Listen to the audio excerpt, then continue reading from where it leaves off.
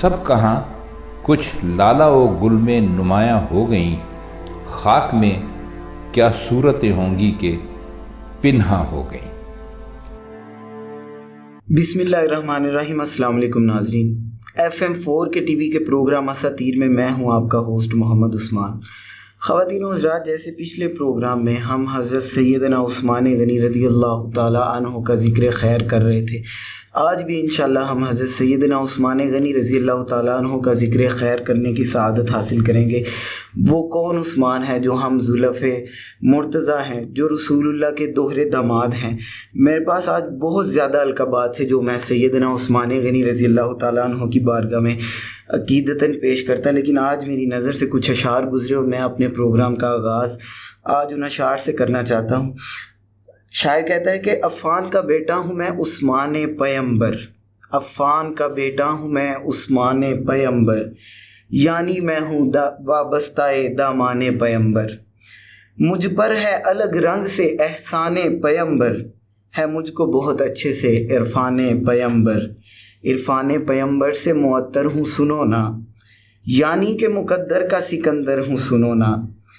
میں ماہ نمو تاب ہوں مہتاب خلافت، حلقہ ہے میرا حلقہ ارباب خلافت۔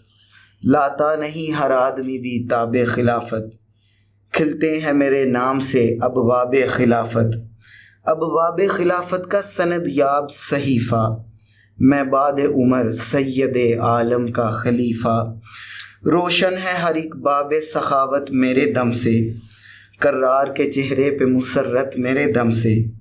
سرکار کی رحمت کو سہولت میرے دم سے، ہوتی ہے طہارت کو طہارت میرے دم سے۔ امکان کے ریشوں پہ میرے نام کی مالا، امکان کے ریشوں پہ میرے نام کی مالا۔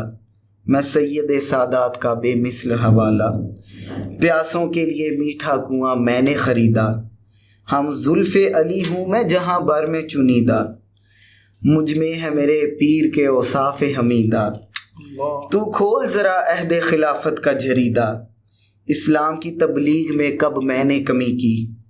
میں نے وہ کیا ہے جو سنت ہے نبی کی، میں بانٹنے والوں کو عطا کرنے کا عادی۔ ہر بات ہی امت نے تو اب میری بلا دی۔ میں اپنے مہمانوں کی تھوڑی سی توجہ اس شعر پہ مرکوز کرانا چاہ رہا ہوں کہ وہ فرماتے ہیں کہ میں بانٹنے والوں کو عطا کرنے کا عادی، ہر بات ہی امت نے تو اب میری بلا دی۔ کرتا ہوں میں ایک بات یہاں اور سوادی، خرچہ تھا میرا اور تھی کرار کی شادی، خرچہ تھا میرا اور تھی کرار کی شادی۔ کرار کی شادی کو ذرا کھول کے دیکھیں، پھر میری عداوت میں کوئی بول کے دیکھے۔ اترے گی بلا کیسے یہ پوشاک خلافت، مجھ کو ملا سرکار سے ادراک خلافت۔ املاک رعیت ہے یہ املاک خلافت، سی دوں گا میں سر بار کے ہر چاک خلافت۔ طیبہ میں میری وجہ سے تلوار نہ اٹھے، یعنی کہ مسلمانوں میں دیوار نہ اٹھے۔ میں نے دیے اسلام کو مشہور علاقے، مجھ پر ہوئے احسان محمد کے خدا کے صلی اللہ علیہ وسلم۔ تنظیم رسالت بھی دکھا بیٹھا چلا کے، بیٹھا ہوں دم مرگ کسی دھوکے میں آ کے۔ اب میں بھی محمد سے ملاقات کروں گا، اللہ سے امت کی ہر ایک بات کروں گا۔ خواتین و حضرات، آج ہم حضرت سیدنا عثمان بن عفان رضی اللہ تعالی عنہ کا ذکر خیر کرنے کی سعادت حاصل کریں گے، اور آج کے پروگرام میں بھی میرے ساتھ موجود میرے پہلے مہمان، ہمارے پہلے پروگرام سے ہمارے ساتھ جناب حافظ محمد عثمان صاحب۔ حافظ صاحب السلام علیکم۔ وعلیکم السلام۔ کیا حال چال ہے آپ صاحب آپ کا؟ جی اللہ کا فضل، آپ خیریت سے؟ جی الحمدللہ۔ خواتین و حضرات، میرے دوسرے مہمان، جیسا کہ میں نے پچھلے پروگرام میں بھی بتایا تھا کہ گجرانوالہ کی سرزمین میں تقریباً 1 دہائی سے دین اسلام کی خدمت کر رہے ہیں، اور جدید مسائل جو نوجوانوں کے ذہنوں میں ابھرتے مسائل ہیں، نہ صرف ان پہ گہری نظر رکھے ہوئے ہیں بلکہ ان کا حل بھی جانتے ہیں۔ فاضل نوجوان حضرت علامہ مولانا محمد امیر معاویہ آزاد صاحب میرے ساتھ ہیں۔ علامہ صاحب السلام علیکم۔ وعلیکم السلام۔ علامہ صاحب کیا حال ہے آپ کا؟ الحمدللہ، آپ سنائیں؟ جی الحمدللہ۔ تو آج ہم ایک بار پھر جناب سیدنا عثمان غنی رضی اللہ تعالیٰ عنہ کا ذکر خیر معطر ذکر کرنے کی سعادت حاصل کریں گے۔ تو میرا پہلا سوال حافظ صاحب آپ سے ہے، جو ہم نے پچھلے پروگرام میں جہاں سے بات چھوڑی تھی وہیں سے میں آغاز کرنا چاہ رہا ہوں کہ حضرت عثمان غنی رضی اللہ تعالیٰ عنہ کی جو غزوات میں شمولیت ہے اور جو سخاوت کا ایک پہلو غزوات کے سٹارٹ میں وہ ہمیں نظر آتا ہے، اس کے متعلق آپ ہمیں کچھ بتائیں۔ بسم اللہ الرحمن الرحیم، اللہم صلی علی محمد وعلی آلہ واصحابہ وبارک وسلم وصلی علیہ۔ عثمان بھائی، سیدنا عثمان غنی رضی اللہ تعالیٰ عنہ کی غزوات میں جانے سے پہلے آپ کے اشعار میں آپ نے ایک شعر پڑھا جس میں آپ نے کہا سیدنا عثمان غنی رضی شاعر نے سیدنا عثمان غنی رضی اللہ تعالیٰ عنہ کے احوال کو اپنے انداز میں بیان کیا اور انہوں نے کہا کہ کھولے کوئی علی کی شادی، ہاں کرار کی شادی، پھر وہ جو ہے وہ میری کیسے یعنی وہ میری ذات پہ گفتگو کرے۔ تو اس حوالے سے ایک روایت میرے ذہن میں آئی، میں نے ضروری سمجھا۔ حضرت الریاض النظرہ میں ایک روایت میں نے پڑھی، حضرت علی رضی اللہ تعالیٰ عنہ سے وہ روایت منقول ہے۔ حضرت علی رضی اللہ تعالیٰ فرماتے ہیں کہ میں نبی کریم صلی اللہ علیہ وسلم کے پاس بیٹھا تھا، میں نے سوال کیا یا رسول اللہ صلی اللہ علیہ وسلم، قیامت والے دن سب سے پہلے حساب کس کا ہوگا؟ صحیح۔ آپ صلی اللہ علیہ وسلم نے فرمایا کہ ابو بکر کا۔ حضرت علی فرماتے ہیں میں نے پھر پوچھا کہ یا رسول اللہ ثم ما بعد، اس کے بعد کس کا ہوگا؟ فرمایا عمر کا۔ پھر پوچھا اس کے بعد، کہا انتا، علی تمہارا۔ حضرت علی فرماتے ہیں کہ میں نے پوچھا اینا عثمان؟ بھائی واہ واہ واہ، ایک ایسا عقدہ کھولا آپ نے کہ جو آج کل نوجوانوں کے ذہنوں میں بھی ہے، ترتیب کیا ہے یہ ذرا علی کی زبان سے سنیں، ترتیب کیا ہے؟ اینا عثمان، بھائی واہ، عثمان کہاں ہے؟ آپ صلی اللہ علیہ وسلم نے فرمایا کہ عثمان کے سامنے میں نے ایک اپنی حاجت رکھی تھی خفیہ، عثمان نے خفیہ طور پہ اس کو پورا کر دیا۔ اللہ اللہ، جب اس نے پورا کیا تو میں اپنے اللہ کے سامنے ہاتھ اٹھا لیے اور میں نے اللہ سے کہا کہ اللہ عثمان سے حساب نہ لینا۔ اللہ نے میری دعا قبول فرمائی اور میرے سے وعدہ کیا کہ میں عثمان سے حساب نہیں لوں گا۔ ویسے تو میرا ایمان ہے کہ جتنے بھی خلفاء ہیں، نبی کریم صلی اللہ علیہ وسلم کے صحابہ ہیں، خلفاء جو ہیں، کسی کا بھی حساب نہیں ہونا۔ یہاں پہ اس روایت کو محدثین نے کسی اور تناظر میں لیا ہے، کیونکہ آپ صلی اللہ علیہ وسلم نے جن کو عشرہ مبشرہ کہا اور عشرہ بالکل میں سے خلفاء راشدین ہیں، در حقیقت یہ نقطہ یہاں پہ اٹھانے کا صرف وہ مقصد تھا جو تنقید کرتے ہیں حضرت عثمان غنی رضی اللہ تعالیٰ عنہ، حضرت علی رضی اللہ تعالیٰ کو لے کے جو بے جا تنقید کرتے ہیں اور جس کا سرے میں مطلب کوئی بالکل اس کا وجود ہی نہیں ہے، ان لوگوں کو سوچنا چاہیے کہ یہ آپس میں ایک دوسرے کی محبت میں کس حد تک آ گئے ہیں۔ ایسے تو وہ ہمیں جیسے حضرت نے پچھلے پروگرام میں عرض کیا تھا کہ سرکار نے جنازہ نہیں پڑھایا تھا بغض عثمان کی وجہ سے، تو ہمیں اپنے ذہن میں یہ باتیں جو ہیں وہ رکھنی چاہیے۔ جی حافظ صاحب، تو غزوات کے اندر غزوہ بدر کا تو پچھلے پروگرام میں حضرت نے بڑی تفصیل سے ذکر کر دیا تھا، میرا خیال ہے کہ اس کو ذکر کرنا بیجا ہوگا کیونکہ تفصیل سے اس کا ذکر گزر چکا ہے۔ غزوہ بدر کے بعد آپ حضرت عثمان غنی رضی اللہ تعالیٰ نے غزوہ احد میں شرکت کی۔ غزوہ احد کے بعد پھر غزوہ ذات الرقاع میں نبی کریم صلی اللہ علیہ وسلم نے ان کو مدینہ منورہ میں اپنا قائم مقام بنایا، اپنا قائم طبقات ابن سعد نے اس روایت کو نقل کیا ہے۔ پھر اس کے بعد غزوہ بنو نذیر میں، غزوہ خندق میں شرکت کی۔ اچھا، غزوہ خندق کے بعد پھر صلح حدیبیہ کے موقع پہ ان کو سفیر بنایا گیا۔ پچھلے پروگرام میں حضرت نے اس کا بھی بڑی تفصیل سے ذکر کیا تھا، تو وقت کی قلت کے پیش نظر میں آگے بڑھتا ہوں۔ صلح حدیبیہ میں سفیر بنایا۔ صلح حدیبیہ کے بعد پھر غزوہ خیبر ہوئی، اس میں یہ شریک ہوئے۔ فتح مکہ ہوئی، اس میں یہ شریک ہوئے۔ پھر غزوہ حنین ہوئی، اس میں یہ شریک ہوئے۔ غزوہ تبوک ہوئی، غزوہ تبوک میں انہوں نے شرکت کی۔ اچھا، غزوہ تبوک میں بڑا دلچسپ واقعہ آتا ہے۔ غزوہ تبوک کے اندر مسلمانوں کو مال و زر کی اور جنگی سامان کی بہت زیادہ ضرورت تھی۔ مسلمانوں کے پاس جنگی آلات اور جنگی ساز و سامان کم تھا۔ صحیح۔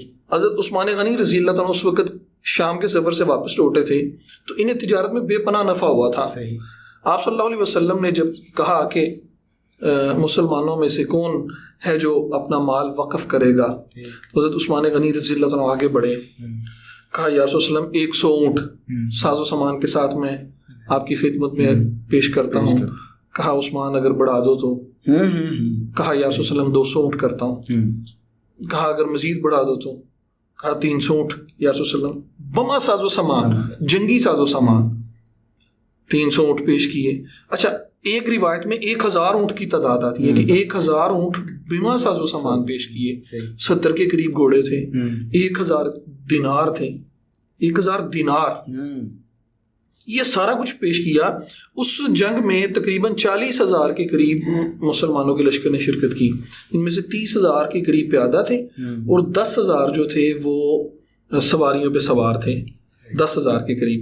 اچھا اس موقع پہ ابن سعد ایک روایت نقل کرتے ہیں، وہ فرماتے ہیں کہ تقریباً تیسرا حصہ تھا اس جنگ کا، یعنی تقریباً 13,000 کچھ افراد بنتے ہیں، ان کا مکمل سامان کا خرچہ، جنگی آلات کا خرچہ، ان کے کھانے پینے کا خرچہ، ہر چیز حضرت عثمان غنی رضی اللہ عنہ برداشت کی. سبحان اللہ. تو یہ صرف غزوات میں شرکت نہیں کی، بلکہ غزوات میں شرکت کرنے کے ساتھ ساتھ اپنی جان تو پیش کی، اپنی جان کے ساتھ ساتھ اپنا مال بھی پیش کیا، اپنی دسترس میں جو کچھ تھا وہ اسلام کے لیے قربان کر دیا. جو کچھ تھا وہ نبی کریم صلی اللہ علیہ وسلم کی صرف ایک اشارے کی دیر ہوتی تھی. غزوہ تبوک میں جب دینار آپ صلی اللہ علیہ وسلم کے سامنے آئے تو آپ صلی اللہ علیہ وسلم ایک ہاتھ سے پکڑ کے ایسے اس کو دوسرے ہاتھ میں انڈیلتے اور پھر دوسرے ہاتھ سے پکڑ کے پہلے ہاتھ میں انڈیلتے اور فرماتے کہ آج کے بعد عثمان جو بھی کرے اسے معافی ہے. بھائی واہ سبحان اللہ. آج کے بعد عثمان کسی بات کا عثمان سے حساب نہیں لیا جائے گا. سبحان اللہ. کسی بات کا عثمان سے حساب نہیں، عثمان جو بھی کرے اس کو معافی ہے. سبحان اللہ. حجۃ الوداع میں آپ صلی اللہ علیہ وسلم کے ساتھ شریک ہوئے، پھر حجۃ الوداع کے بعد جب وصال یار ہوا، بھائی کیا فکر ہے، وصال یار ہوا تو اس وقت بھی سیدنا عثمان غنی رضی اللہ تعالیٰ عنہ آپ کے ساتھ تھے. اور وہ جو ان پہ اس وقت جو کیفیت تاری تھی اس کو ہم الفاظ میں بیان نہیں کر سکتے. بے شک ایسے ہی. اچھا علامہ صاحب، جیسے میں تو ابھی تک آپ کے وہ جو پچھلے پروگرام میں جو آپ نے فقرہ ایک عنایت کیا تھا، ابھی تک اسی کے سرور میں ہوں کہ عثمان کہاں پر نہیں ہے، تو ہر جگہ پہ تو عثمان ہے. تو بھائی کیا شان ہے جامع القرآن، حافظ القرآن، قاری القرآن، کامل الحیاء والایمان، کہ کوئی لقب ایسا نہیں ہے جو ان پہ پورا نہیں اترتا، کوئی موقع ایسا نہیں ہے جہاں پہ وہ موجود نہیں ہے، اور کوئی جہاں پہ وہ اگلی صفوں میں نہیں کھڑے. تو بے شک ان کے فضائل و کمالات تو ہم تینوں کی زندگیاں بھی ختم ہو جائیں تو ہم سے حق تو یہ ہے کہ حق ادا نہ ہوا اگر ہم پوری زندگی بھی ان کا ذکر خیر کریں. تو آپ مختصر وقت میں مجھے حضرت سیدنا عثمان غنی رضی اللہ تعالیٰ عنہ کے جو فضائل ہیں برکت حاصل کرنے کے لیے وہ کچھ بتائیں تاکہ ہمیں اور ہماری آڈینس اس سے فیضیاب ہو سکے. بسم اللہ الرحمن الرحیم. قال رسول اللہ صلی اللہ علیہ وسلم اصدقهم حیاء عثمان اللہ او کما قال علیہ. حضور پاک صلی اللہ علیہ وسلم کا مشہور فرمان ہے، تمام مسلمان اکثر اس کو ہر خطبے میں، جمعہ کے خطبے میں ہم سنتے ہیں، ارحم امتی بامتی ابو بکر واشدهم فی امر اللہ عمر واصدقهم حیاء عثمان واقضاهم علی. تو حضرت عثمان کو جو نبی پاک صلی اللہ علیہ وسلم نے اپنی زبان مبارک سے سرٹیفکیٹ دیے ہیں، ان میں سے ایک یہ سب سے بڑا اعزاز اور تمغہ ہے، اور یہ مڈل حضور صلی اللہ علیہ وسلم کی طرف سے حضرت عثمان کو ملا. اصدقهم حیاء عثمان، کہ عثمان جو ہے حیا، شرافت میں، حیا میں، اور ایک اپنی شرم و لحاظ میں، ادب میں، احترام میں، متانت میں، سنجیدگی میں، ایک شرم و حیا کا ایک حسین پیکر ہے. اور یعنی یہ پیکر شرم و حیا حضرت عثمان کو کہا جاتا ہے. ویسے تو ہر شخص اپنے آپ کو یہی کہے گا کہ میں بڑا حیادار ہوں، میں شریف ہوں، میں اچھا ہوں، میں نفیس ہوں، ہر انسان یہ کہتا ہے. لیکن کیا شان ہے اس عثمان ابن عفان کی جس کے بارے میں حضور فرما رہے ہیں کہ اصدقهم حیاء عثمان، کہ حیادار تو عثمان ہے. یعنی عثمان کو اللہ تبارک و تعالیٰ نے ایسی شخصیت اور ایسا کمال عطا فرمایا کہ یہ ایک آنے والی نسلوں تک پوری امت مسلمہ کے لیے ایک رول ماڈل ہے حیادار ہونے. بے شک. اور دوسرا جو حضرت عثمان کا ایک اعزاز ہے جس میں وہ نمایاں ہے وہ ہے ان کی سخاوت. پچھلے پروگرام میں حضرت نے ایک جملہ بڑا خوبصورت ارشاد فرمایا تھا، وہ حوالہ دیتے ہوئے کہ جب حضرت عثمان جناب نبی پاک صلی اللہ علیہ وسلم کے پاس آئے اسلام قبول کرنے، تو حضور نے ان کو کیا ارشاد فرمایا کہ عثمان جنت کو قبول کر لو. تو میں یہ اس وقت سے اس میں غائب ہوں کہ عثمان نے جنت کو ایسا قبول کیا کہ بس پھر عثمان آگے آگے اور جنت پیچھے پیچھے. صحیح بھائی، واہ واہ واہ، سبحان اللہ سبحان اللہ. اس پہلے دن کے بعد کیا خوبصورت فکر ہے، سبحان اللہ. یہ حضرت عثمان کی شان. اس پہلے دن کے بعد سے حضرت عثمان واحد صحابی ہیں. مطلب حضور پاک صلی اللہ علیہ وسلم جس کے عمل کی اور جس کے دل کی گواہی دے دیتے تھے تو حضور اس کے لیے اعلان فرما دیتے تھے کہ آپ جنتی. جیسے عشرہ مبشرہ کے بارے میں حضور نے فرمایا جنتی، بدری صحابہ کے بارے میں فرمایا جنتی، اہل بیت کے بارے میں فرمایا جنتی، حسن حسین جنت کے جوانوں کے سردار. لیکن حضرت عثمان کی ایک خاص فضیلت یہ ہے کہ علماء کرام نے لکھا ہے کہ یہ واحد صحابی ہیں جن کو حضور نے ایک مجلس میں ایک ہی جگہ بیٹھے ہوئے 10 مرتبہ ارشاد فرمایا. بھائی واہ واہ واہ واہ، سبحان اللہ عثمان فی الجنہ، عثمان فی الجنہ، 10 مرتبہ ارشاد. مطلب ایسی جنت قبول کی کہ حضور فرما رہے ہیں جنت ہے ہی تیری، اور 10 مرتبہ ارشاد فرمایا کہ جنت تیری ہے. پھر ایک حدیث مشہور ہم سب نے سنی ہوگی جس میں حضور پاک صلی اللہ علیہ وسلم نے ارشاد فرمایا کہ جنت میں ہر انسان کا، ہر جنتی کا کوئی رفیق ہوگا، کوئی ساتھی، بھائی واہ واہ واہ، دوست ہوگا. میں اس تصور میں یہ لیتا ہوں کہ ہم نے کبھی کہیں گھومنے جانا ہو بھائی، کیا اور کہیں ٹہلنے کے لیے جانا ہو تو ہم اپنے بہت پیارے دوست کو اپنے ساتھ، بھائی روح رقص میں آ گئی یہ بات سن کے کہ وہ اس کو ساتھ لیا کہ چلو یار تھوڑا ٹہل کے آتے ہیں. تو کیا شان ہوگی کہ حضرت عثمان جب گھر سے نکلے جنت سے حضور اور عثمان کو بلائیں، عثمان آ جاؤ ذرا چہل قدمی کرتے. تو جنت میں حضرت عثمان کا ہاتھ حضور نے پکڑا اور چہل قدمی فرمایا. سبحان اللہ سبحان اللہ. ہمارا جنت میں ہر کسی کا ساتھی ہوگا، دوست ہوگا. میرا ساتھی اور دوست عثمان. اور حضرت عثمان کے بارے میں قرآن پاک میں تو میں نے جیسے پچھلے پروگرام میں ہم نے بڑی تفصیل سے ذکر کیا کہ اللہ تعالیٰ نے ان تمام مومنین کے لیے رضا کا اعلان کر دیا جنہوں نے اس بیعت میں شرکت کی، اور عثمان نے نہ اس بیعت میں موجود نہ ہوتے ہوئے بھی شرکت کی اور حضور کے ہاتھ سے شرکت کی.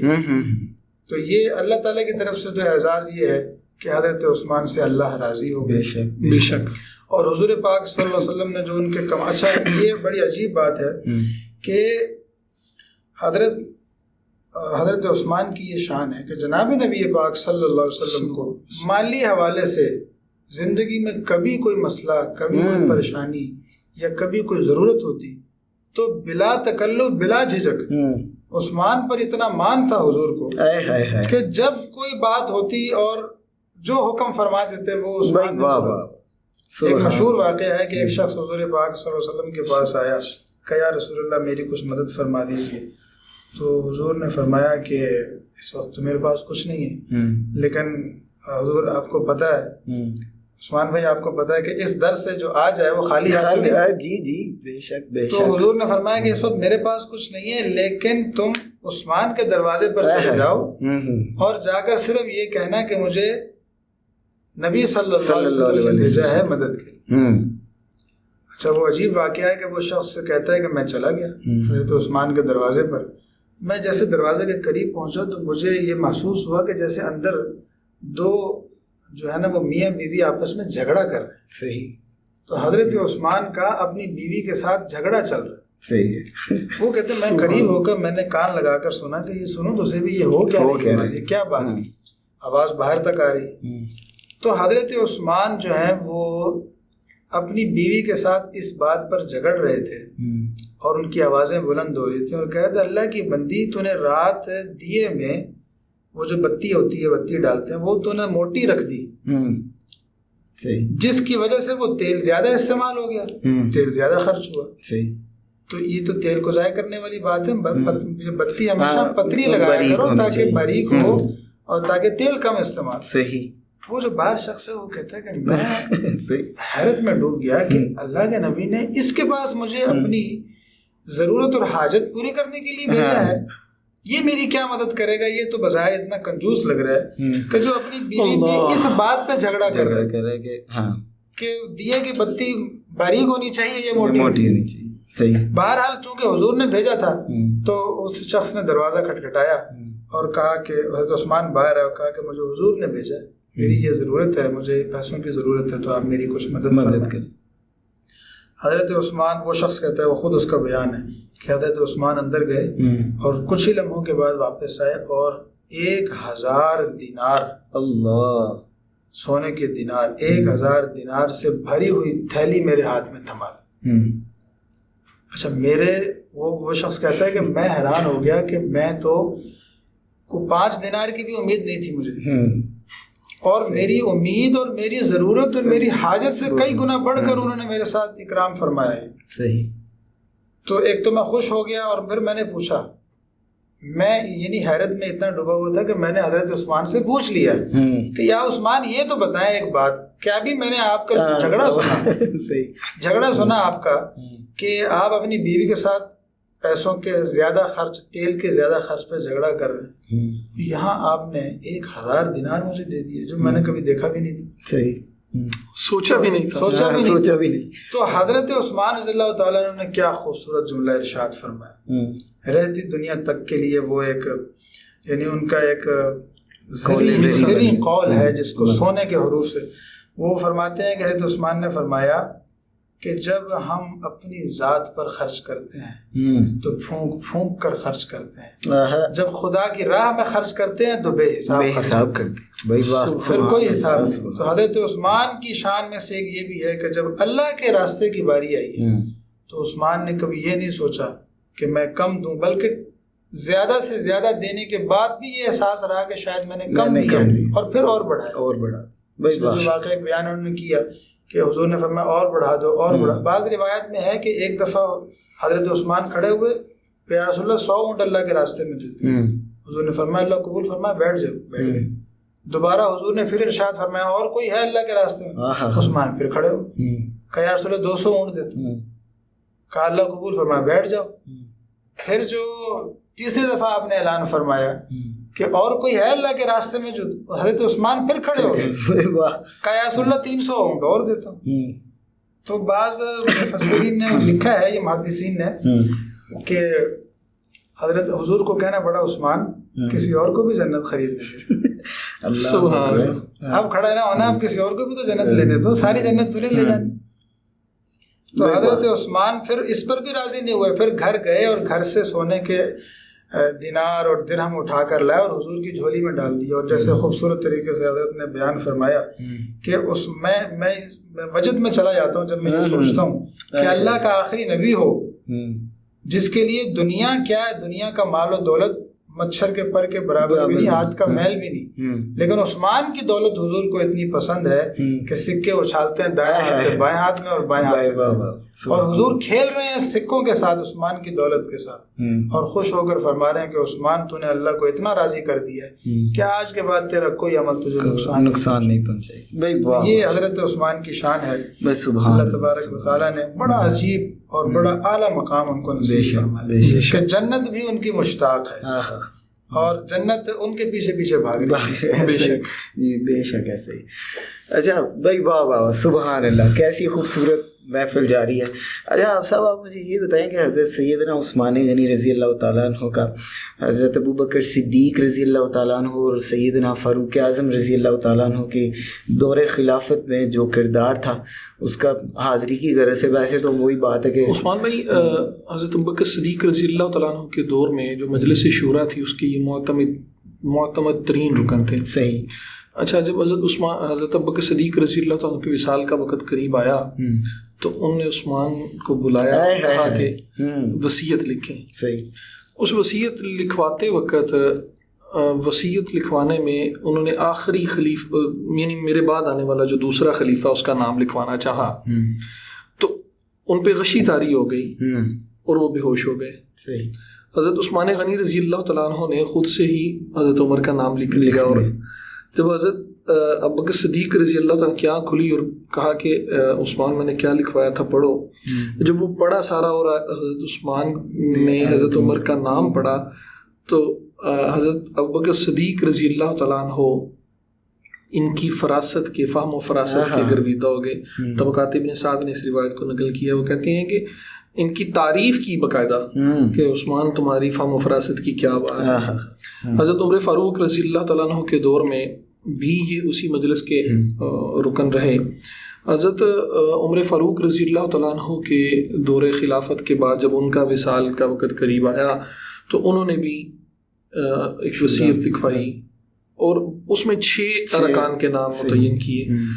حضرت علی رضی اللہ تعالیٰ عنہ، حضرت عثمان رضی اللہ تعالیٰ عنہ، حضرت طلحہ رضی اللہ تعالیٰ عنہ، ابن سعد، حضرت زبیر رضی اللہ تعالیٰ عنہ، عبد الرحمن بن عوف رضی اللہ تعالیٰ عنہ، حضرت سعد رضی اللہ تعالیٰ عنہ. تو یہ 6 نام جب انہوں نے ذکر کیے تو اس پہ آ کے اور پھر باقاعدہ اس کے ساتھ وصیت فرمائی کہ میرے وصال کے بعد 3 دن کے اندر اندر اگلا خلیفہ منتخب کر لینا.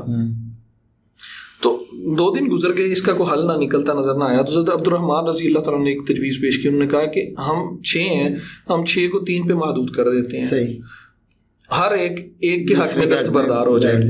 اچھا، جب یہ کہا تو اس وقت حضرت زبیر رضی اللہ تعالیٰ عنہ نے حضرت علی رضی اللہ تعالیٰ عنہ کے حق میں دستبرداری اختیار کی. حضرت طلحہ نے حضرت عثمان رضی اللہ تعالیٰ عنہ کے حق میں دستبرداری اختیار کی اور حضرت سعد نے حضرت عبد الرحمن بن عوف رضی اللہ تعالیٰ عنہ کے حق میں دستبردار ہوئے. تو جب یہ دستبردار ہوئے تو حضرت عبد الرحمن نے کہا کہ میں اپنے حق سے دستبردار ہوتا ہوں. اب پیچھے 2 بندے رہ گئے، ایک علی اور ایک عثمان رضوان اللہ علیہ مجمعین. تو الگ الگ ملاقات کی. کہا کہ علی آپ اختیار مجھے دیتے ہیں؟ انہوں نے کہا کہ میں آپ کو اختیار دیتا ہوں. عثمان کے پاس تشریف لائے اور کہا کہ عثمان آپ مجھے اختیار دیتے ہیں؟ انہوں نے کہا کہ میں بالکل اختیار دیتا ہوں. پھر پورا ایک دن انہوں نے مدینہ منورہ کی گلیوں کا وزٹ کیا، سروے کیا، لوگوں کی رائے لی کہ لوگوں کا کیا خیال ہے. تو اگلے دن پھر انہوں نے فیصلہ کیا. انہوں نے کہا کہ میں عثمان کے حق میں فیصلہ کرتا ہوں. تو حضرت عثمان کے حق میں جو ہی فیصلہ کیا تو سب سے پہلے حضرت علی رضی اللہ عنہ کھڑے ہوئے اور حضرت عثمان کے حق پہ بیعت کی، ہاتھ پہ بیعت کی. تو جو ہی بیعت کی تو پھر وہ ایک سلسلہ شروع ہو گیا. ٹھیک. اچھا علامہ صاحب، مجھے اب یہ بتائیں کہ حضرت سیدنا عثمان غنی رضی اللہ تعالیٰ عنہ پہ کچھ الزامات بھی لگائے جاتے ہیں اور ان کے دور میں کچھ فتنوں کا بھی آغاز ہوا، جو آج کل آپ کے وہ جیسے کہہ رہے تھے کچھ زیادہ پڑھے لکھے لوگ جو ہیں وہ امت کو بہت زیادہ گمراہی کی طرف ان واقعات کا سہارا لے کے تو لوگوں کے ذہنوں کو خراب کریں. تو آپ مجھے یہ بتائیں کہ سیدنا عثمان غنی رضی اللہ تعالیٰ عنہ کی خلافت میں جو فتنوں کا آغاز ہوا اس کی وجوہات کیا تھیں اور وہ کیا ان کی ڈیمانڈ تھی کہ حالات اس نہج تک پہنچ گئے کہ سیدنا عثمان غنی کی شہادت ہوگی؟ دیکھیں جی، اس بارے میں یہ جو زیادہ پڑھے لکھے والی بات ہے یہ تو ازراہ تفنن میں نے کہی تھی. میں نے بھی اسی کہ وہ اپنے آپ کو وہ سمجھتے ہیں، حالانکہ وہ ہے نہیں ہے، اپنے آپ کو یہ سمجھتے ہیں اور قوم کو باور بھی اب اسے اندازہ لگائیں کہ فالوورز جو ہیں ایسے وہ یہی کہتے ہیں کہ جی جیسے یہ بہت بڑے علامہ فہامہ ہے اور یہ حوالے بتاتے ہیں. اور حقیقت یہ کہ انہیں عربی عبارت پڑھتے ہیں کچھ نہیں آتا، خدا کی قسم میں کہتا ہوں اوپر سے دیکھ کے عربی عبارت نہیں پڑھتے، صرف یہ کہ زبان کے وہ کیا کہتے ہیں زبان ٹر چلانی آتی ہے. تو اس کا یہ مطلب نہیں ہے کہ حضرت آپ کی بات کی قطع کلامی ہو رہی ہے. حضرت امام ابو حنیفہ تک آبجیکشن لگاتے ہیں کہ انہوں نے یہ غلط کیا اور انہوں نے یہ غلط کیا. میں کبھی سوچتا ہوں کہ 1100-1200 سال سے جو لوگ ان کو مان رہے ہیں شاید انہیں پتہ ہی نہیں چلا کہ ائمہ کرام کے جو قطع کلامی جنہوں نے نبی کریم صلی اللہ علیہ وسلم کے محبوب ترین صحابہ کو نہیں چھوڑا، ایسے ہی تو حضرت امام ابو حنیفہ رحمہ اللہ کا مقام تو بہت بعد میں آتا ہے. جی ایسے ہی بس اللہ یہ انہیں ہدایت دیں، اور اگر ہدایت ان کے مقدر میں نہیں ہے تو اللہ انہیں تباہ کرے. بالکل ایسے. دیکھیں جی، جو اپنے آپ کو ہر چیز میں کامل اور اکمل سمجھنا شروع ہو جائیں تو آپ ان کے جن کی طرف ہم اشارتاً بات کر رہے ہیں اگر ان کو دیکھ لیا جائے تو انہوں نے حضور کو بھی نہیں چھوڑا. ایسے ہی صلی اللہ علیہ وسلم وہ ان کے فیصلوں پہ ان کے بے ادبی کے جملے ان کے بارے میں. تو یہ اچھا حضور پاک صلی اللہ علیہ وسلم نے ایک عجیب بات ارشاد فرمائی جس میں ایک مشہور حدیث ہے. آپ نے فرمایا علیکم بسنتی و سنت الخلفاء الراشدین المہدی، یعنی تم پر لازم ہے کہ میری سنت پہ عمل کرو اور خلفاء راشدین کی سنت پہ عمل کرو. علماء کرام لکھتے ہیں کہ یہاں پر صحابہ کرام خلفاء راشدین کو اللہ کے نبی نے اپنی سنت کے ساتھ ان کو جوڑا، یعنی انہیں یہ اختیار دیا ہے کہ وہ دین کی جو تشریح کر دیں وہ دین کا حصہ ہے. بے شک خلفاء راشدین کے علاوہ کوئی دین کی کوئی تشریح کرتے وہ اس کا اپنا اجتہاد ہو سکتا ہے، وہ اس کی اپنی رائے ہو سکتی ہے، وہ دین میں سنت قرار نہیں پائے گا، صحیح۔ لیکن خلفاء راشدین حضرت ابوبکر، حضرت عمر، حضرت عثمان، علی المرتضیٰ رضی اللہ عنہ اجمعین، ان کو یہ شرف حاصل ہے کہ یہ اگر اپنی ثوابدید پر کوئی فیصلے بھی فرما دیں وہ بھی سنت، کوئی اجتہاد فرما دیں وہ بھی سنت ہے، اور یہ اعتراض نہیں ان پر کیا جا سکتا جی انہوں نے اپنی مرضی سے یہ کام شروع کروا دیا، بھائی انہیں اختیار حاصل ہے، وہ کر سکتے ہیں، اور دین پھیلایا انہوں نے، دین کو سب سے پہلے سنبھالا انہوں نے، جب تم اور تمہارے آباء و اجداد اور تمہارے نسلیں ابھی عدم میں موجود تھی، اس وقت دین کی وہ نصرت فرما رہے تھے، اور دین کو اللہ نے بلکہ ان کو مثال بنا کر اللہ نے کہا کہ ایمان لانا ہے تو ان جیسا ایمان لو، فَإِنْ آمَنُوا بِمِثْلِ مَا آمَنْتُمْ بِهِ فَقَدِ اهْتَدَوْا، یعنی آج کسی کو ہدایت یافتہ ہونے کے لیے بھی صحابہ جیسے ایمان کی ضرورت ہے، اور آج کا کوئی شخص اٹھ کے زیادہ پڑھا لکھا ان کے فیصلوں پر یا ان پر اعتراض کرنا شروع کر دے تو یہ اپنی بدبختی کا اظہار ہی اور کچھ بھی نہیں۔ بہرحال حضرت عثمان کے دور میں بھی کچھ اس طرح کے لوگ پیدا ہو گئے تھے، اور ویسے حضرت عثمان کا جو خلافت کا دور ہے یہ خلفاء راشدین میں سب سے لمبا دور ہے، صحیح 12 سال، 12 دن کم، 12 سال حضرت عثمان کی خلافت رہی۔ حضرت عمر کی 10 سال ہے، حضرت علی کی 6 سال ہے، اور حضرت ابوبکر صدیق کی 2 سال۔ تو یہ میں نے جیسے عرض کیا تھا پہلے کہ اموی خلفاء میں سب سے پہلے خلیفہ عثمان، اور اموی خلفاء میں دوسرے جو حکمران گزرے ہیں صحابہ کرام میں وہ سیدنا معاویہ، ان کی تو 19 سال 19-20 سال تک ان کی جو ہے وہ حکومت ہے، صحیح۔ تو ایک تو یہ کہ یہ اموی خاندان میں اللہ تعالیٰ نے ان کو شرف دیا یہ کہ یعنی کہ خلافت، حکومت، اقتدار سنبھالنا کرنا، اور یہ لوگوں کے نظم و ضبط کام لینا، اور فوجوں کی لشکر کشی کرنا، اور علاقے فتح کرنا، یہ ان کا ایک خاصہ ہے۔ تو حضرت عثمان کو بھی اللہ تعالیٰ نے 12 سال خلافت کا موقع عطا فرمایا، اور 12 سال میں انہوں نے اسلام کو 22 لاکھ مربع میل سے 44 لاکھ مربع میل تک پہنچایا، اور ان کے 6 سال جو ہیں وہ تو بڑے امن کے اور بڑے فتوحات کے گزرے، بلکہ آخری دور تک فتح ہوتی رہی، اسلام پھیلتا رہا، اسلام کے زیر نگیں علاقے آتے رہے، افریقہ تک، یورپ تک، اور یہ طرابلس تک اور افغانستان تک اسلام، پاکستان کے دروازہ کھٹک گیا تھا ان کے دور میں اسلام، یہاں اسلام جب یہ ہندوستان تھا، جی بالکل، یہ اس دور 14 سال پہلے حضرت عثمان کی محنت، مکران کے ساحل کا وہ کہتے ہیں کہ اسلام آ گیا تھا سیدنا عثمان غنی رضی اللہ تعالیٰ عنہ کے دور، تو یورپ کے دروازے بھی انہوں نے کھڑکا دیے۔ تو آج جس یورپ سے ترقیاں ہم سیکھنے کی کوشش کر رہے ہیں، ہمارے دانشور ناکام کوشش کر رہے ہیں، ناکام وہ نہیں ملے گی۔ ہمارے رول ماڈل ادھر ہیں، ہمیں اپنے جو ہیرو ہیں ان کی طرف نظر کرنی چاہیے جنہوں نے یورپ کے درے بھی اکھاڑ دیے تھے۔ تو اسلام ان کے دور میں پھیلا، خوب پھیلا، پھلا پھولا، بڑھا، لوگ اسلام میں داخل ہوئے، اسلام کو اللہ نے غلبہ نصیب فرمایا، عزت نصیب فرمائی۔ تو 6 سال تو بڑے ان کے، اس کے بعد اگلے جو 6 سال ہیں اس میں بس پھر وہ شرارتیں، یہ بھی حضور پاک صلی اللہ علیہ وسلم کی پیشن گوئی تھی۔ جی جی، انہوں نے فرمایا کہ ایک شخص ہے جب وہ دنیا سے رخصت ہو جائے گا تو بس فتنوں کا دروازہ کھل جائے گا، وہ حضرت عمر تھے۔ حضرت عمر کے بعد حضرت عثمان آئے، تو اس وقت سے ہی جو اسلام دشمن اور حضور پاک صلی اللہ علیہ وسلم کی محنت کے اولین دشمن جو یہودی طبقہ ہے، یہودی مذہب کے لوگ، یہ اسلام کے پہلے دشمن ہیں، اور انہوں نے اس وقت سے سازشیں شروع کر دی کہ کس طرح سے اسلامی سلطنت کو کمزور کیا جائے۔ بالکل ٹھیک۔ اور اس میں جو پھر انہوں نے پورے علاقوں کا سروے کیا، مدینے کا، مکے کا، اس میں ایک کردار ہے عبداللہ ابن سبا کا، یہودی النسل، یہ شخص چلا اور اس نے جناب پورے اسلامی سلطنت کا دورہ کیا، مصر کا، کوفے کا، بصرے کا، مکہ آیا، مدینہ آیا، اس نے سب جگہ پر یہ دیکھا کہ میں کس چیز کے ذریعے سے مسلمانوں کے اندر انتشار پیدا کر سکتا ہوں، کون سا ایسا نقطہ اور اہم پوائنٹ یا کمزوری مجھے مل جائے جہاں سے میں اسلام میں ایک دفعہ پھر جو ہے وہ ایک فتنہ فساد شروع کر۔ صحیح۔ تو جب وہ عرب میں آیا تو اس نے یہ چیز محسوس کی کہ عرب کے اندر ہمیشہ لڑائیاں رہی ہیں، حضور پاک صلی اللہ علیہ وسلم کے آنے سے پہلے یہ عرب خاندان آپس میں لڑتے رہتے تھے، چھوٹی چھوٹی بات پہ لڑ پڑتے تھے۔ تو یہ ایک ہی کامل معجزہ یہاں پر ہوا حضور علیہ السلام کے آنے سے کہ حضور نے قبائل کو شیر و شکر کر جیسے وہ الطاف حسین حالی کی خوبصورت نظم ہے، وہ نبیوں میں رحمت لقب پانے والا، مرادیں غریبوں کی بر لانے والا، مصیبت میں غیروں کے کام آنے والا، وہ اپنے پرائے کا غم کھانے والا. اس میں وہ آخر میں فرماتے ہیں مفاسد کا زیر و زبر کرنے والا. یعنی حضور کی یہ شان ہے کہ آپ نے جھگڑے فساد ختم کر دی، قبائل کو شیر و شکر کرنے والا. یعنی وہ قبیلے آپس میں جو ایک دوسرے کا چہرہ تک دیکھنا گوارا نہیں کرتے تھے، ان کو حضور کی محنت سے، حضور کی محبت سے آپ نے آپس میں شیر و شکر فرمایا. تو بنو ہاشم اور بنو امیہ یہ قریش کے دو بڑے خاندان ہیں. تو ان دونوں میں پہلے کی پرانی ایک رقابت اور آپ دشمنی رہی، آپس میں چھوٹی چھوٹی بات پہ لڑتے رہتے تھے.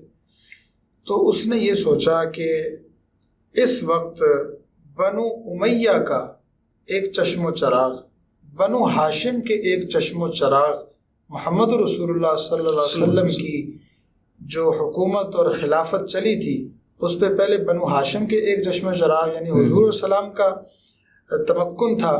اب اس پر یہ بنو امیہ کا ایک شخص آ کر بیٹھ گیا. صحیح. تو حضور نے تو ان دونوں خاندانوں کو شیر و شکر کر دیا تھا، آپس میں آپ نے رشتے بھی کیے، خود آپ نے بنو امیہ میں رشتے کیے، یہ حضور کا ہی خاندان ہے. ایسے سیدہ ام حبیبہ ابو سفیان کی بیٹی ہیں، امیر معاویہ کی بہن ہے، بنو امیہ کے خاندان سے. تو جو لوگ بنو امیہ کو تانا دیتے ہیں یا گالی دیتے ہیں، یا ان کو سوچنا چاہیے کہ وہ دراصل حضور کے محبوب خاندان پر اعتراض اٹھانے کی کوشش.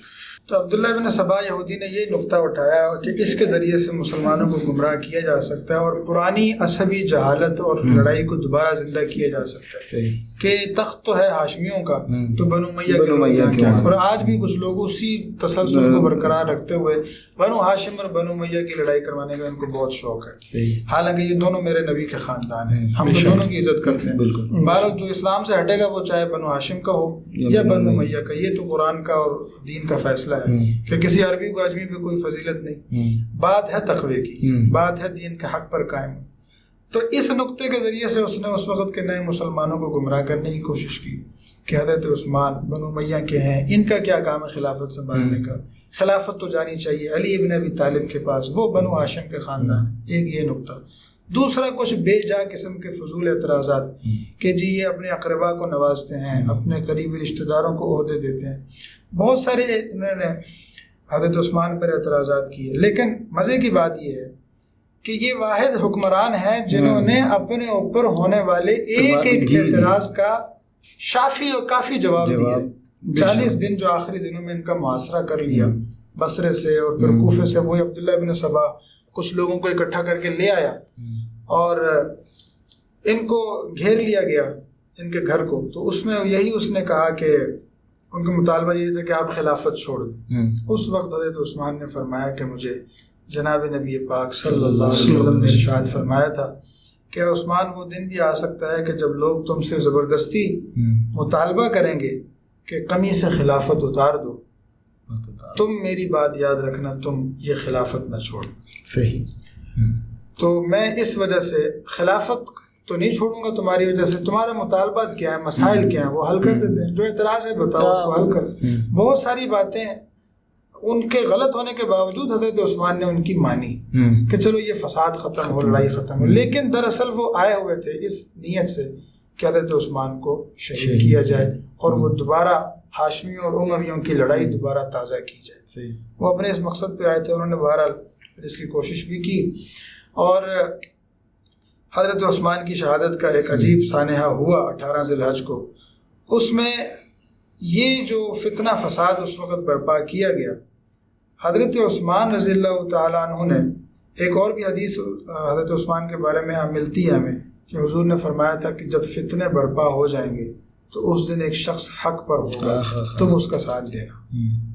تو صحابی نے پوچھا یا رسول اللہ وہ کون ہوگا؟ تو حضرت عثمان کی طرف آپ نے اشارہ فرمایا کہ یہ شخص اس دن حق پر ہوگا. تو حضرت عثمان ہمارا ایمان ہے کہ حق پر تھے اور سچ پر تھے. صرف ایک چیز ان کے اندر وہی حلم اور وہی شرافت اور وہی نرم طبیعت تھی جس کی وجہ سے 44 لاکھ مربع میل کا حکمران صرف 400 لوگوں کے محاصرہ جنہوں نے گھر کا کیا ہوا ہے ان سے قتل ہو جاتا ہے. حضرت علی نے پوچھا کہ یا عثمان آپ ہمیں حکم دیں, ہم نے تو قبرص فتح کر لیا, افریقہ فتح کر لیا, یہ کیا لوگ ہیں؟ حضرت امیر معاویہ شام سے چل کر آئے, کہا حضرت عثمان آپ میرے ساتھ چلیں, یہاں خطرہ ہے آپ کی جان کو, آپ شام چلیں. تو انہوں نے کہا نہیں حضور کا مدینہ نہیں چھوڑ سکتا. کہا اچھا پھر آپ ہمیں اجازت دیں کہ ہم ان کو جناب تتر بتر کریں, ہمارے تو 100 نوجوان بھی آ جائیں گے تو یہ بھاگیں گے, ان کے سر گردنوں سے الگ کر دیں گے ہم. تو حضرت عثمان نے کہا میں نبی کے شہر میں اپنی ذات کی وجہ سے خون بہانا نہیں چاہتا. تو یہ حضرت عثمان کی بڑی ایک شان ہے. اس وجہ سے بہرحال مظلوماً شہید کر دیے گئے 40 دن کے بھوکے پیاسے. اللہ تبارک و تعالی حضرت عثمان کی درجات کو بلند فرمائے اور ان کے ساتھ محبت رکھنے والوں کو بلند فرمائے اور ان کے ساتھ بغض رکھنے والوں کو ہدایت نصیب فرمائے. اگر مقدر میں ہدایت نہیں ہے تو یا اللہ کم از کم ہمیں ان کے شرور و فتن سے محفوظ رکھے اور ان کو اور ان کی سازشوں کو ناکام و نامراد فرمائے. اچھا آپ صاحب, جیسے علامہ صاحب نے ذکر تو کر دیا شہادت عثمان کا, تو حصہ ڈالنے کی خاطر کیا مظلومیت ہے کہ رسول اللہ کا دوہرا دماد مدینے میں مظلومیت کی حالت میں شہید کر دیا گیا. عثمان بھائی آپ صلی اللہ علیہ وسلم نے اپنی زندگی کے اندر ہی اس بات کی پیشن گوئی کر دی تھی. حضرت عثمان غنی رضی اللہ تعالیٰ عنہ کو اس بات کا اندازہ تھا, ساری باتوں کا علم تھا. اس وجہ سے آپ صلی اللہ علیہ وسلم کی پیشن گوئی کو مد نظر رکھتے ہوئے وہ حق پر قائم رہے اور ڈٹے رہے. اور وہ ہر بات کا جب علم تھا تو انہیں پتہ تھا یہ سب کچھ ہونا ہے. تو اس موقع پہ نبی کریم صلی اللہ علیہ وسلم کا ارشاد بھی انہیں یاد تھا کہ جب یہ وقت آ جائے تو صبر و استقامت سے کام لینا اور ڈٹے رہنا. بس وہ آپ صلی اللہ علیہ وسلم کسی فرمان کی خاطر ڈٹے رہے. اور تقریباً 18 ذی الحجہ جمعہ کا دن تھا, روزے کی حالت سے تھے کہ جب باغیوں نے محاصرہ کیا. حضرت عثمان غنی رضی اللہ تعالیٰ عنہ کو اسی رات خواب بھی آ گیا تھا, اور وہ خود صبح جب اٹھے تو اپنی اہلیہ سے اس خواب کا تذکرہ بھی کیا. 2 طرح کا خواب آتا ہے, ایک تو یہ آتا ہے کہ حضرت نبی کریم صلی اللہ علیہ وسلم اور ان کے ساتھ حضرت ابوبکر, حضرت عمر فاروق رضوان اللہ علیہ مجمعین, یہ تینوں تشریف فرما ہیں اور آئے ہیں اور کہا کہ جنت میں آپ کا انتظار کر رہے ہیں, آپ نے افطار ہمارے پاس کرنا ہے. اور ایک روایت میں یہ آتا ہے, ابن طبقات ابن سعد نے جو روایت نقل کی ہے وہ فرماتے ہیں کہ خواب میں نبی کریم صلی اللہ علیہ وسلم نے فرمایا کہ عثمان جمعہ تم نے میرے ساتھ پڑھنا ہے. تو یعنی یار کو لینے کے لیے یار آ گئے. تو جب یار کو لینے کے لیے یار آ گئے, بظاہر وہ ایک مظلومیت کی شہادت ہے, لیکن اگر عثمان سے پوچھا جائے تو ان کے لیے تو اس سے بڑا اعزاز ہی کوئی نہیں ہے کہ انہیں سرکار کائنات اور پھر سرکار کائنات کے ساتھ 2 خلفاء سرکار کے یار, وہ تینوں ان کے استقبال کے لیے, ان کو لینے کے لیے آئے ہوئے ہیں. تو بہرکیف ظاہری اعتبار سے ظلم کی بھی وہ ایک انتہا تھی کہ ادھر سے ظلم کی انتہا تھی, ادھر سے صبر کی انتہا تھی. کیا 44 لاکھ مربع میل کے حاکم کو ایک گھر کے اندر, یہ کمرے کے اندر محصور کر دیا گیا اور ان کا کھانا پینا بند کر دیا گیا. پھر اسی اسنا میں انہوں نے جب حملہ کیا تو سب سے پہلے کنانا نامی ایک شخص تھا, وہ اندر داخل ہوا. اس نے لوہے کے ایک راڈ کے ساتھ سیدنا عثمان غنی کے سر مبارک پہ, پیشانی مبارک پہ وار کیا.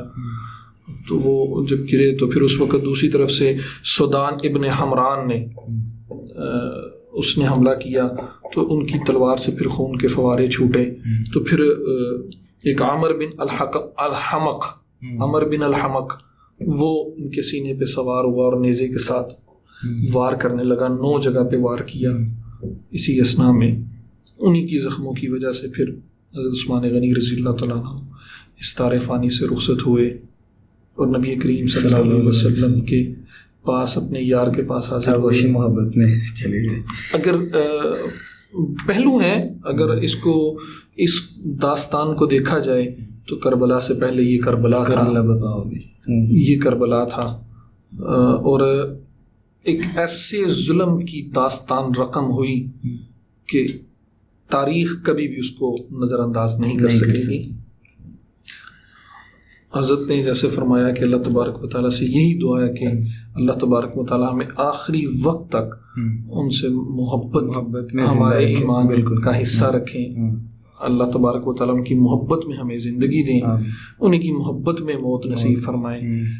اللہ تبارک و تعالیٰ صحابہ کرام کے متعلق اٹھنے والے جتنے بھی فتنے ہیں ہمیں ان کی سرکوبی کرنے کی توفیق دیں اور ہمیں ان کے شر سے محفوظ رکھیں. آمین.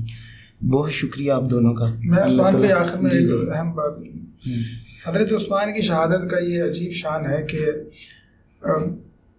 جتنے بھی شہداء شہید ہوئے ہیں ان کی شہادت کی گواہی دینے کے لیے یہ بھی نکتہ میرے ذہن میں آ رہا ہے. قیامت کے دن کوئی نہ کوئی ٹکڑا یا کوئی نہ کوئی لوگ یا کوئی نہ کوئی زمین کا ٹکڑا آئے گا جو ان کی شہادت کی گواہی دے گا. حضرت عثمان کی قرآن پاک کے ساتھ ایسی محبت تھی اور ایسی قرآن کی خدمت کی ہے, ساری رات قرآن پڑھتے تھے, ایک رات میں ایک دفعہ پورا قرآن پاک تلاوت فرماتے تھے, اور قرآن پاک کے حافظ تھے اور قرآن پاک کے لکھوانے والے, نشر کروانے والے. یہ آج ہمیں قرآن پاک کے نسخے دستیاب ہیں, ہر گھر میں موجود ہیں. عثمانی یہ حضرت عثمان کی سنت ہے کہ پہلے تو ایک ہی قرآن تھا, پوری دنیا میں انہوں نے نشر کروایا کہ نہیں, ہر ملک میں ہر شہر میں ہونا چاہیے, قرآن پاک پہنچائے.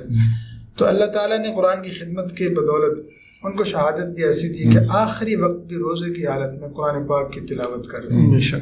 اور وہ قرآن کا نسخہ آج بھی موجود ہے, عجائب گھر میں موجود ہیں دنیا میں, کہ جس میں حضرت عثمان کا وہ نسخہ جس میں ان کے خون کا فوارہ, جو خون کا جو قطرہ گرا ہے, فَسَيَكْفِيكُمُ اللَّهُ آیت پر, وہ بھی موجود ہے. قرآن پاک کی تلاوت کرتے ہوئے جب سر پہ وار کیا تو جو ان کے جسم سے پہلا خون کا قطرہ نکلا ہے وہ قرآن پاک پر گرا, اور اس آیت پر فَسَيَكْفِيكُمُ اللَّهُ کہ اللہ تمہارے دشمنوں کے لیے کافی ہے.